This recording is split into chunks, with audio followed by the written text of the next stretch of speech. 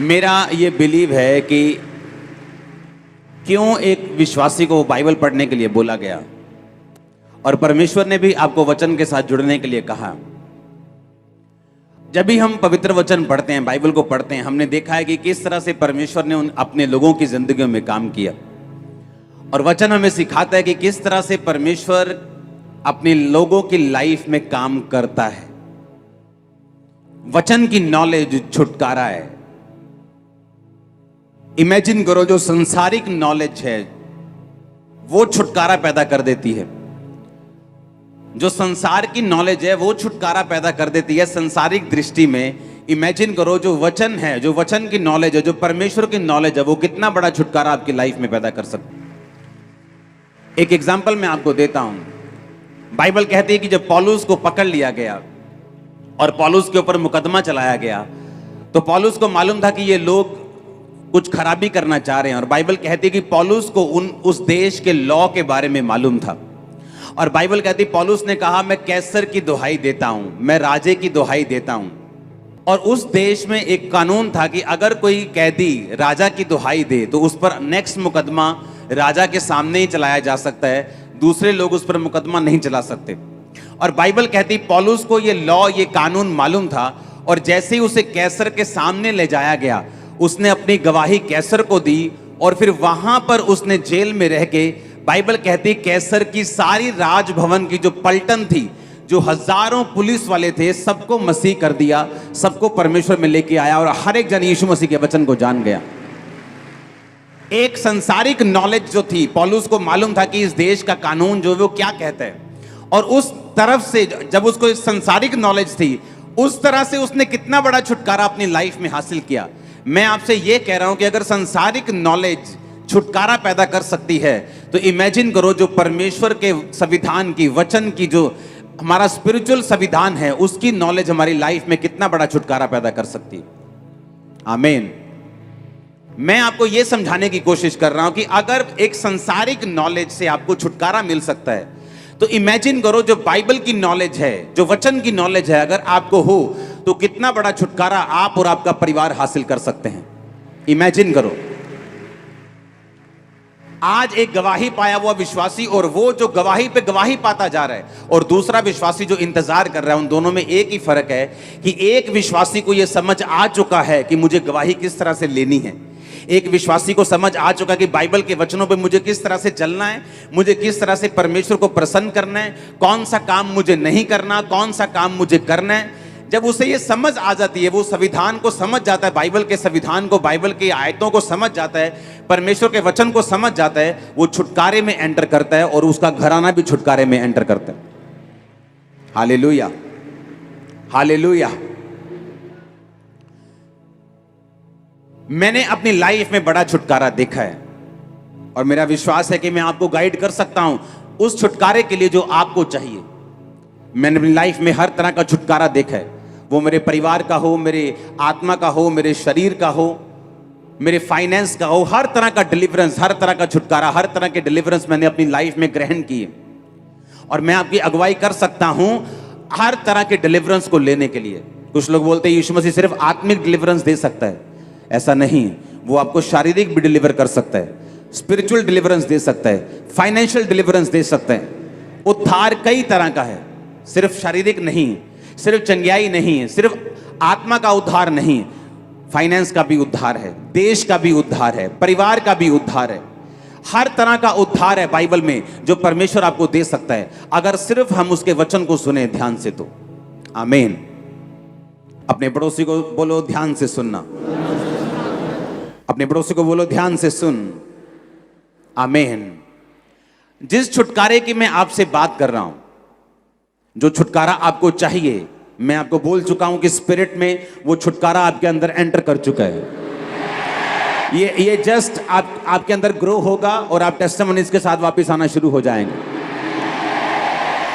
अब जो चीज मैं आपको बताना चाहता हूं, अगर आप ऐसे लोगों की बात करें जो बाइबल में हमारे हीरो हैं, जो अब्राहम है, जो दाऊद है, जो सुलेमान है, जो पतरस है, जो पौलुस है, अगर हम उनकी बात करें कि उनकी जिंदगी में जो छुटकारा आया वो किस तरह से आया, नोट करो अपनी बुक में इब्रानियों की पुस्तक 11 उसकी 8 से लेके 19 आयत तक।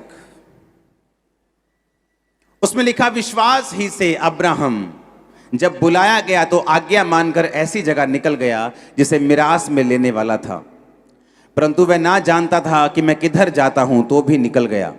विश्वास ही से उसने प्रतिज्ञा किए हुए देश में, परदेशी देश में परदेशी के समान रहकर इसहाक और याकूब समेत जो उसके साथ उसी प्रतिज्ञा के वारिस थे तंबुओं में वास किया, क्योंकि वह उस स्थिर नींव वाले नगर की बाट जोहता था जिसका रचने वाला और बनाने वाला परमेश्वर है। बाइबल कहती है कि विश्वास से अब्राहम निकल गया। कहां पर? परमेश्वर ने कहा अपने देश को, अपने परिवार को छोड़ दे और चला जा उस देश को जो मैं तुझे दिखाऊंगा। बाइबल कहती है उसने इंतजार नहीं किया और निकल गया घर से। यह भी मालूम नहीं था कि मैं इधर को जाऊं, उधर जाऊं, इधर जाऊं कि इधर जाऊं। जस्ट इतनी आज्ञा मिली थी कि अपने घर से निकल, अपना बैग पैक कर और निकल जा। जो देश मैं तुम्हें दिखाऊंगा उस देश में चला जा, अपने घर, कुटुंब, परिवार को छोड़ के चला जा।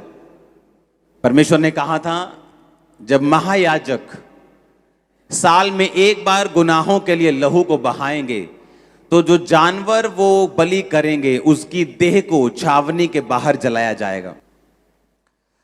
अगर उस जानवर की देह को छावनी के बाहर, शहर के बाहर, बस्ती के बाहर नहीं जलाया जाएगा तो तुम्हारा छुटकारा नहीं होगा। अब्राहम को भी परमेश्वर ने यही कहा, जब तक तू अपने कुटुंब, अपने परिवार, इन लोगों को छोड़कर, अपनी छावनी को छोड़कर नहीं जाता, मैं तेरा छुटकारा नहीं कर सकता। तुझे मिस्र को छोड़ना होगा, पुरानी जिंदगी को छोड़ना होगा, पुराने तौर तरीकों को छोड़ना होगा, तो मैं उस छुटकारे को कर सकूंगा जो मैंने तेरे लिए सोचा हुआ है।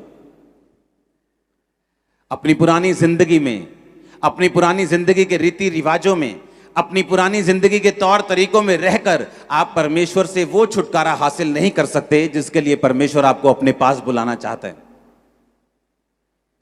और बाइबल कहती है जब परमेश्वर ने उसको कहा कि तू अपने कुटुंब को छोड़कर, तो बाइबल कहती है अब्राहम जब बुलाया गया, आज्ञा मानकर ऐसी जगह निकल गया जिसे मिरास में लेने वाला था, पर नहीं जानता था कि मैं किधर जाता हूं। पहला कारण छुटकारे का, आपको पुरानी जिंदगी से निकलना पड़ेगा अगर आप छुटकारा चाहते हैं तो। नोट करो, पुरानी जिंदगी में रहकर, उसके तौर तरीकों से रहकर आप नए छुटकारे को हासिल नहीं कर सकते। व्यवस्था विवरण 18 उसकी 9 से 13 आयत में लिखा हुआ, मैं इसको पढ़ूंगा, आप इसको सिर्फ सुनेंगे। जब तू उस देश में पहुंचे जो तेरा परमेश्वर यहोवा तुझे देता है, तब वहां की जातियों के अनुसार घिनौना काम करना ना सीखना। तुझ में ऐसा ना हो कोई अपने बेटे या बेटी को बलि करके चढ़ाए, या किसी से भविष्य पूछे, या शुभ अशुभ मुहूर्तों को माने, या टोने और तांत्रिक या भविष्य पूछने वाले, या भूत को साधने वाले, या भूत को जगाने वाले लोगों के पास जाएं। जितने ऐसे काम करते वो यहोवा के लिए घृणित हैं। मेरी दाहिनी आंख फड़क रही है, आज कुछ अच्छा होगा। मेरी बाहिनी आंख फड़क रही है, आज कुछ बुरा होगा। परमेश्वर कहता है जब तक तुम इन चीजों से नहीं निकलोगे, मेरा किया हुआ छुटकारा तुम्हें कभी नहीं मिलेगा। मैं घर से निकलूंगा 12:15 बजे, 11:45 नहीं निकलूंगा।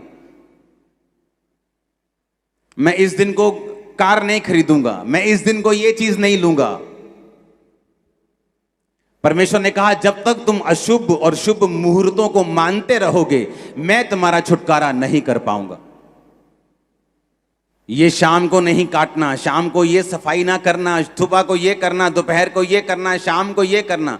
परमेश्वर ने कहा जब तक तुम इन चीजों को मानते रहोगे, मैं तुम्हारा छुटकारा कभी नहीं करूंगा।